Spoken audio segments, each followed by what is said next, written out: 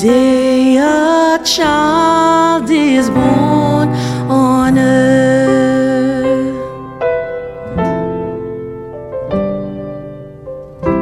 Today the glory of God shines everywhere for all of the world. Oh, Jesus, born on this day, and salvation. Oh, Jesus, born on this day, He is the King of all nations. Behold, the Lamb of God has come.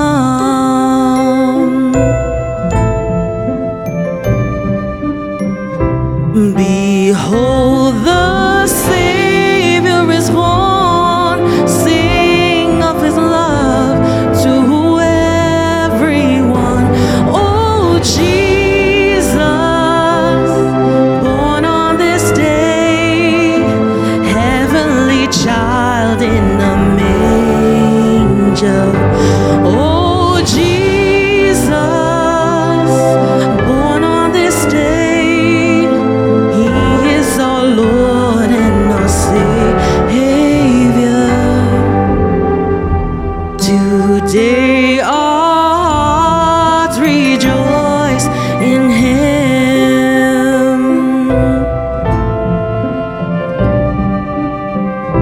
Today the light of His word fills us with hope and brings peace on earth. Jesus, born on this day, He is our light and salvation. Oh, Jesus, born on this day, He is the King of all nations. Today a child is born on earth.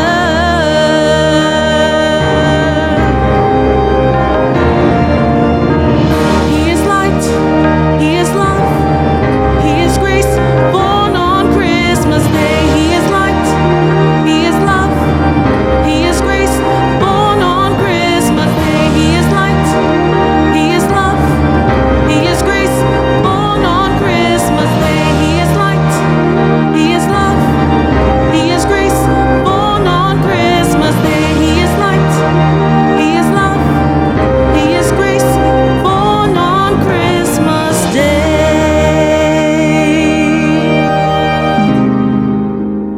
Born on Christmas Day.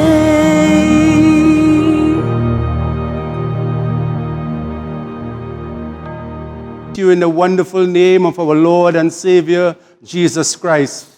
We hear the words of the prophet Isaiah. The people who walked in darkness have seen a great light.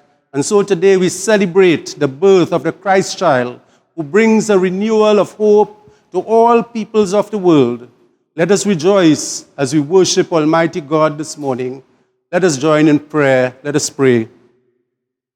God of love, God of mystery and wonder, your message of hope comes to us in the form of a vulnerable baby for whom there was no place at the inn, and even in the hearts of men. But today, O God, your message speaks eloquently into the hearts of all who suffer and those who are reaching out for a Savior. God, your words of love and comfort come to those who have no hope, those who have no place to call their own. You shatter the certainty of the mighty and powerful, and you shine a light upon injustice, reminding us that your word calls us to a work for peace in the world. God of mercy, we confess our sin today. We are a broken people. We are in need of your truth. This morning we ask you to bathe us in your message of hope and peace and joy and love. Bathe us, O God, with your forgiving power. We lay before you our broken hearts, sinful and wretched. Take them, O God, and make them whole again. Release your people from everything that restricts our spirit from truly worshiping and praising your mighty name. Help us, O God, to testify to the light of your truth and to share your message to all spaces of the earth. In Jesus' mighty name we pray. Amen. We sing together from the hymn number 139, the Christmas Carol, Hark the Herald Angels Sing.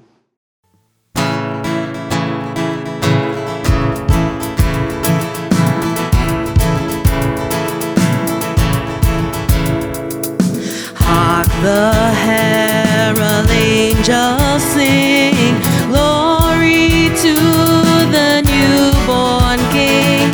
Peace on earth and mercy mild, God and sinners reconciled. Joyful all the nations rise, join the triumph of the skies. Angelic hosts proclaim, Christ is born in Bethlehem.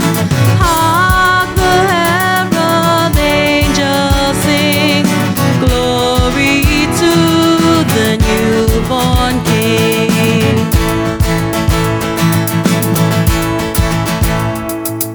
Christ by highest heaven adore, Christ the everlasting Lord. Late in time, behold him come, offspring of a virgin's womb. Veiled in flesh, the Godhead see.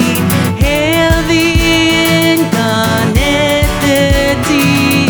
Please this man with man to dwell. Jesus, son, Emmanuel. Hark the herald angels sing, glory to the newborn King.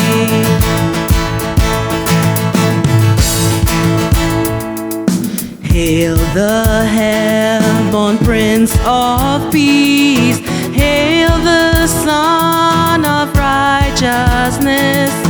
Light and life to all he be, risen with his healing wings.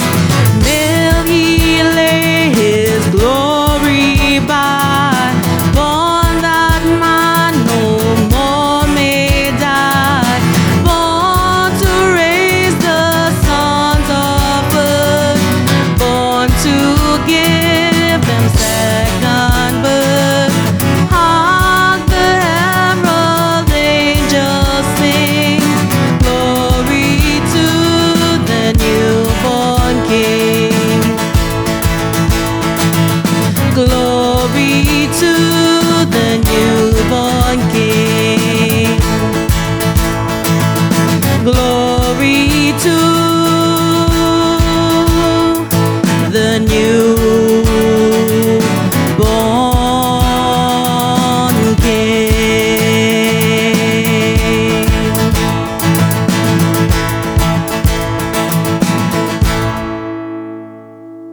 turn now to the reading of Scripture as it is taken from Luke chapter 2, verses 1 to 20. The passage is entitled, The Birth of Jesus. At that time, Emperor Augustus ordered a census to be taken throughout the Roman Empire. When this first census took place, Quirinius was the governor of Syria. Everyone then went to register himself, each to his own hometown.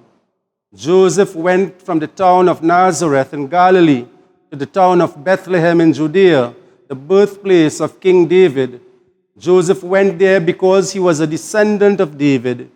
He went to register with Mary, who was promised in marriage to him. She was pregnant, and while they were in Bethlehem, the time came for her to have a baby. She gave birth to her first son, wrapped him in cloths, and laid him in a manger. There was no room for them to stay in the inn. The shepherds and the angels. There were some shepherds in that part of the country who were spending the night in the fields taking care of their flocks. An angel of the Lord appeared to them, and the glory of the Lord shone over them. They were terribly afraid. But the angel said to them, "Don't be afraid. I am here with good news for you, which will bring great joy to all the people. This very day in David's town, your Savior was born, Christ the Lord. And this is what will prove it to you. You will find a baby wrapped in cloths and lying in a manger." Suddenly, a great army of heaven's angels appeared with the angel, singing praises to God. Glory to God in the highest heaven, and on earth to those with whom he is pleased. When the angels went away from them back into heaven, the shepherds said to one another, "Let's go to Bethlehem and see this thing that has happened, which the Lord has told us." So they hurried off and found Mary and Joseph and saw the baby lying in the manger. When the shepherds saw him, they told them what the angel had said about the child. All who heard it were amazed at what the shepherds said. Mary remembered all these things and thought deeply about them. The shepherds went back, singing praises to God for all they had heard and seen. It had been just as the angel had told them. This is the word of the Lord. Thanks be to God for his word. Amen. As we prepare to listen to a message from God's word, we join in prayer. Let us pray. God of light and God of love, on that first Christmas, you revealed your very self to the world through your Son, Jesus Christ, the Word made flesh. Now open our hearts once more to your revelation, and may the words of my mouth and the meditation of all our hearts be acceptable unto you, O Lord, our strength and our Redeemer. Amen. Today we read the nativity story taken from the Gospel according to Luke. This portion of Scripture has been described as one of the most beautiful narratives in all of the Gospels. But while the narrative itself is indeed beautiful, there is something about the nativity story that has haunted believers throughout the ages. And that something is the manger, where Mary was forced to deliver her baby Jesus. Every year, we recreate that manger scene in our churches, communities, and homes. But we must never for a moment believe that the first manger scene was anything as attractive and welcoming as those which we have created. Instead, my dear friends, the manger where Jesus was born was a dark and dirty place, unfit for human habitation. And so when we consider the manger today, it might be pointing a finger to all of us, accusing us of rejecting the mother of Jesus at the inn, thus consigning the baby Jesus to be born in a cattle stall. The manger represents a kind of paradox, because no right-thinking person would ever imagine that the co-creator of the universe would be born in such a place. John chapter 1 and verse 3 says, "Through him all things were made, and not one thing in all of creation was made without him." Even today, with all the technological advancements in livestock farming, it would still be unthinkable for a baby to be born in an animal's pen.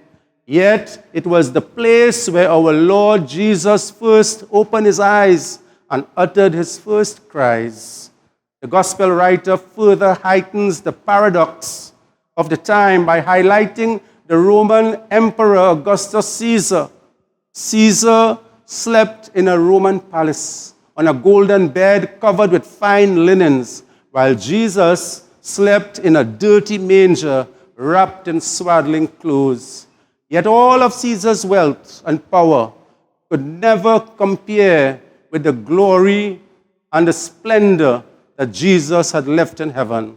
The Apostle Paul says in 2 Corinthians chapter 8 and verse 9, that though he was rich, yet for your sake, my sake, he became poor, so that by his poverty we might all become rich. Today, there are many who may wish that they could rewrite the manger story. We would like the world to believe that we have a social conscience and sympathy for the poor and dispossessed. We want the world to believe that we would not have turned Mary and Joseph away. But ask yourself the question today, do I have room for Jesus today? Or should he try elsewhere? You see, business was being conducted at the inn. There was room for pleasure. There was room for other people, but there was no room for Jesus. And even today, we have time and we have room for everything else, but we have no room for Jesus, no room for his holy church. During his ministry, Jesus was rejected by the Pharisees and the Sadducees. Many towns and villages rejected him also. And today, the world still rejects Jesus. Look at this.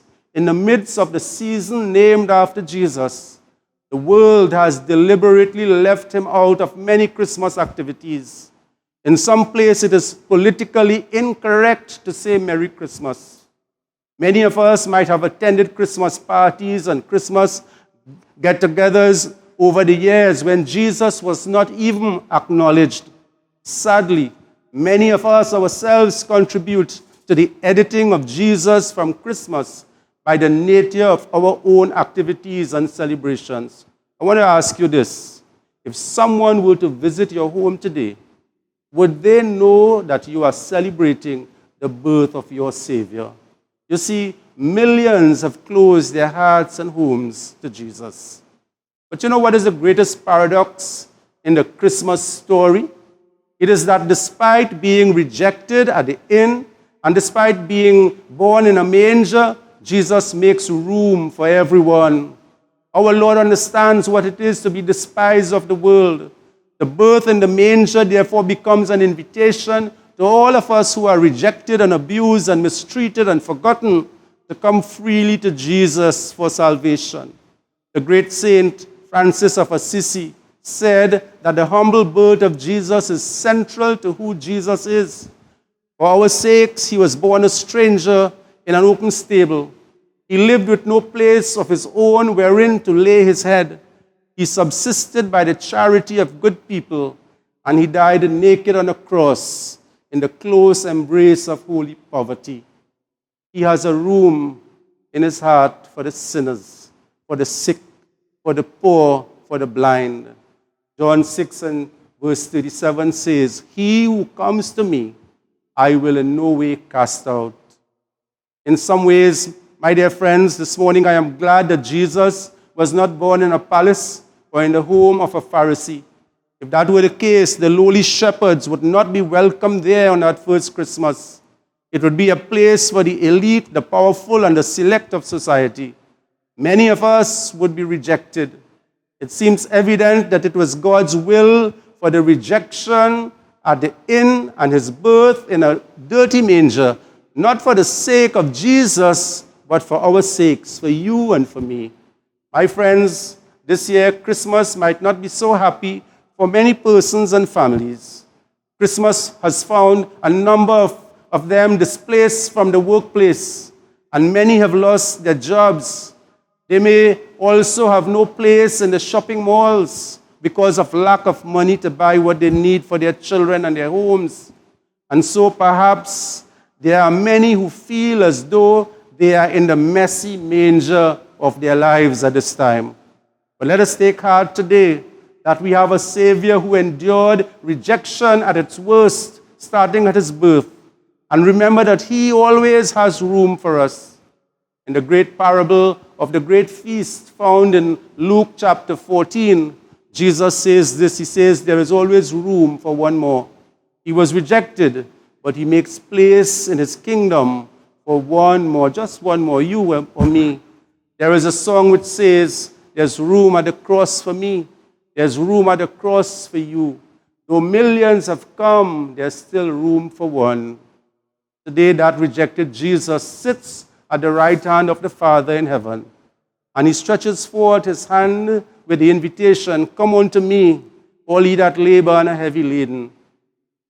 In Isaiah chapter 55, the prophet says, come all who are thirsty, come to the waters, and you who have no money, come and buy and eat. Come buy wine and milk without money and without cost.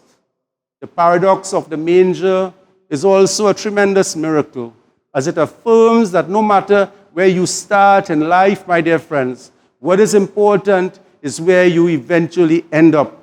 There is no limit to what God can do.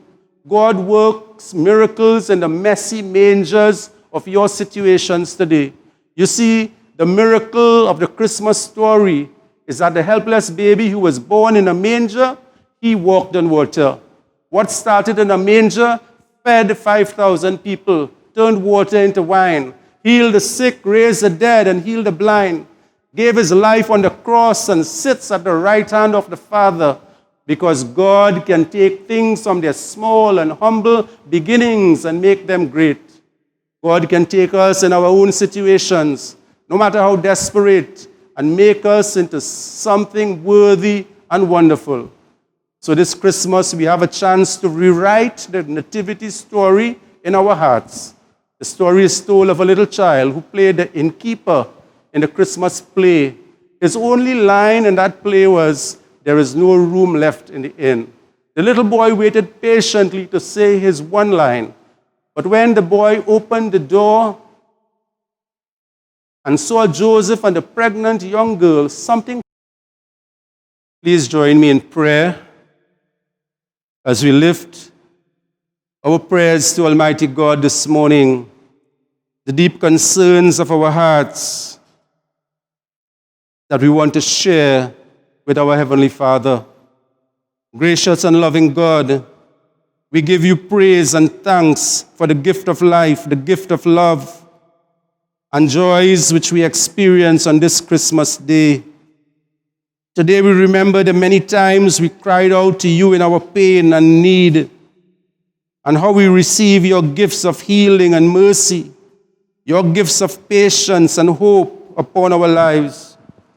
But, oh God, our Father, today your people lift up their prayers once more, that you will hear their prayers, that you will fill their hearts with new assurances and new promises, oh God, as they struggle with various situations in life. Lord, we pray for your comforting hand of healing and restoration upon those who continue to experience sickness and pain and despair and loneliness and grief, Lord, even in this joyous time of Christmas. We lift up to you, dear Father, all of our friends, members of our church, members of our families, whose celebration today will be tinged with the memory of the loss of a dear one, the memory of broken relationships, the memory of loved ones who are far away from home, the memory of lost loved ones, oh God, confined to public or private institutions, those who continue to reach for your hand of comfort and consolation and inspiration today. We remember all of these special people in our lives, and we pray for your abiding grace and mercy upon every need and every situation that is shared with you today. We pray for the hungry and the homeless. We pray for those who have no parents and no families to call their own. and those who depend on the generosity of strangers to ease their pain. Grant them, O God, your special grace today. O Father, by the blood of Jesus, remove all of their pain and illness and suffering and anxiety. We pray that your Holy Spirit will continue to stir the hearts of your people, that your kingdom will be seen in all that we do. We make this prayer in Jesus' name as we join together in praying the Lord's Prayer. Our Father who art in heaven, hallowed be thy name, thy kingdom come, thy will be done on earth as it is in heaven. Give us this day our daily bread, and forgive us our trespasses, as we forgive those who trespass against us. And lead us not into temptation, but deliver us from evil. For thine is the kingdom, the power, and the glory, forever and ever. Amen. Let us join our hearts in praise to Almighty God as we sing the Christmas carol, Go Tell It on the Mountain, found in your book of praise, number 133. Let us sing together.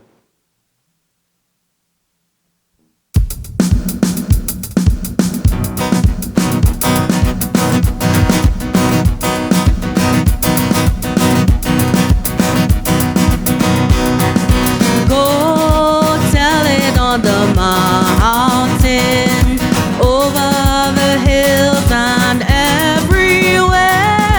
Go tell it on the mountain that Jesus Christ is born.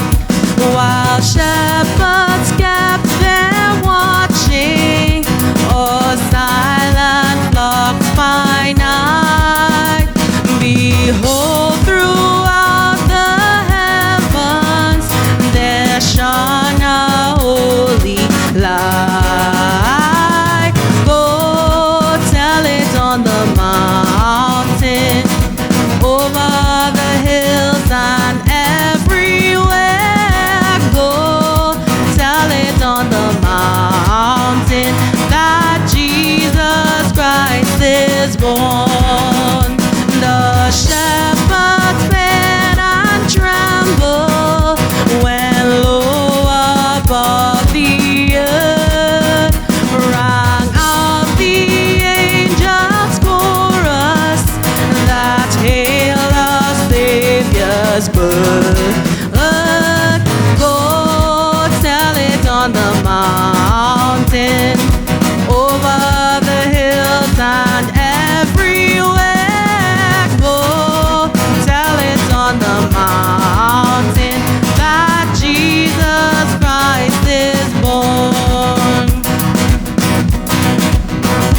Down in a lowly manger, a humble Christ was born, and God sent us salvation, that blessed Christmas morn. Go tell it on the mountain, over the hills and everywhere. Go tell it on the mountain that Jesus Christ is born. That Jesus Christ is born. That Jesus Christ is born.